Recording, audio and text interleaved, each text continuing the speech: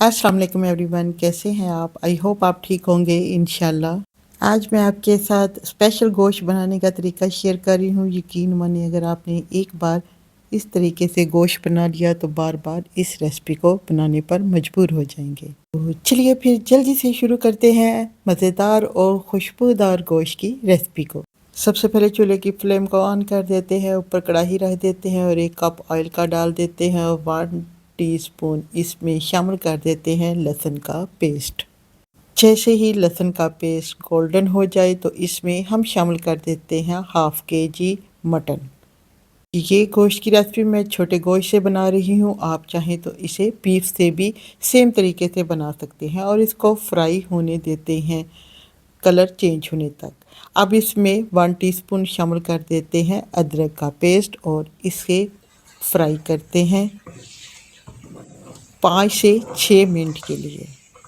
जब ऑयल में गोश्त को हम फ्राई करेंगे तो पहले इसकी फ्लेम को कर देंगे हाई, फिर इसके बाद 2 मिनट के बाद इसे कर देंगे मीडियम टू लो फ्लेम पर फ्राई करेंगे। और मज़े की बात यह है जिस तरीके से मैं आज बना रही हूँ, अगर आपने इससे पहले नहीं बनाया तो एक बार मेरे कहने पर इस रेसिपी को ज़रूर ट्राई करें। यहाँ पर ये 5 से 6 मिनट हो गए हैं गोश्त को फ्राई होते हुए। अब इसमें शामिल कर देते हैं 2 प्याज काट कर बारीक बारीक स्लाइस में और इसको मिक्स करते हैं। अब मज़ीद 2 से 3 मिनट के लिए गोश्त को फ्राई कर लेते हैं ताकि जो प्याज है वो भी कुक हो जाए। अब इसमें शामिल करते हैं जी 1 टीस्पून कुटी हुई लाल मिर्च पाउडर और 1 टीस्पून इसमें शामिल कर देते हैं लाल मिर्च पाउडर और हाफ़ टी स्पून इसमें शामिल करेंगे हल्दी पाउडर। ये बहुत ही कम मसालों से बहुत ही मज़ेदार बनके होती है रेडी। अब इसमें शामिल कर देंगे 1 टीस्पून नमक का। नमक आप अपने टेस्ट के हिसाब से कम या ज़्यादा कर सकते हैं। अब मसालों को 2 से 3 मिनट के लिए मज़ीद भूनते हैं।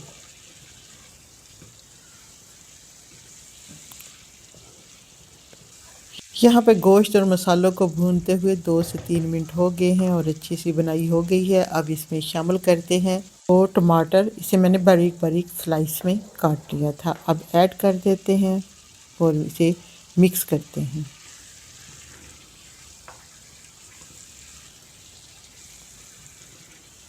यहाँ पर जी 2 से 3 मिनट हो गए हैं। टमाटरों को भी मिक्स करते हुए टमाटरों ने अपना पानी छोड़ दिया है। अब इसमें शामिल कर देते हैं गर्म पानी। यहाँ पर भी मैं गर्म पानी यूज़ कर रही हूँ। यहाँ पर मैंने डाला है 1 गिलास गर्म पानी का। गर्म पानी डालने से ये होता है कि गोश्त जल्दी पकना शुरू हो जाता है। और चूल्हे की फ्लेम को कर देते हैं मीडियम टू लो और 25 से 30 मिनट का पकाते हैं गोश्त को कुक होने तक। अब जी बीच में से मैंने इसे 1-2 बार चेक भी कर लिया है, यानी चम्मच हिला दिया था। अब जी 25 मिनट बाद चेक करते हैं। यहाँ पर 25 मिनट हो चुके हैं। लुक एट दिस जी, गोश्त कुक हो चुका है अच्छा सा। अब जो आँच है उसको हम हाई कर देंगे ताकि इसका पानी जो है ड्राई हो जाए जल्द से जल्द।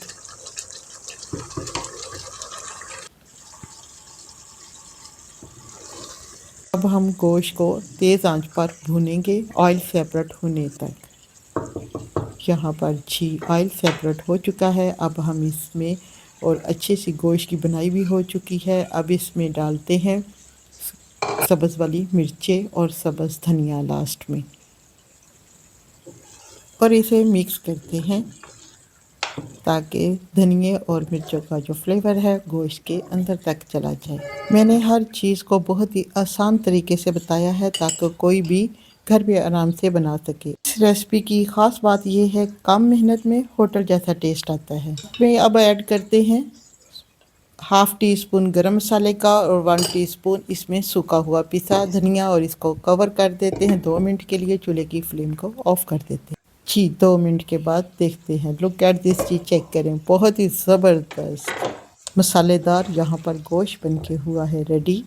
ऐसा जायका कि उंगलियां चाटते रह जाएंगे। एक बार इस तरीके से बना लिया तो हमेशा यही रेसिपी को फॉलो करेंगे आप। इसे नान रोटी के साथ सर्व करें। जी फ्रेंड, मेरी आज की रेसिपी कैसी लगी? अच्छी लगे तो please like share and comments करना मत भूलिए। और मज़ीद अच्छी यूनिक रेसिपी के लिए मेरे चैनल को कर लें सब्सक्राइब। जी एवरीवन, मिलते हैं नेक्स्ट वीडियो में। तब तक के लिए इजाज़त दें। खुश रहें, खुशियाँ बांटें। Thanks for watching video and अल्लाह हाफिज़।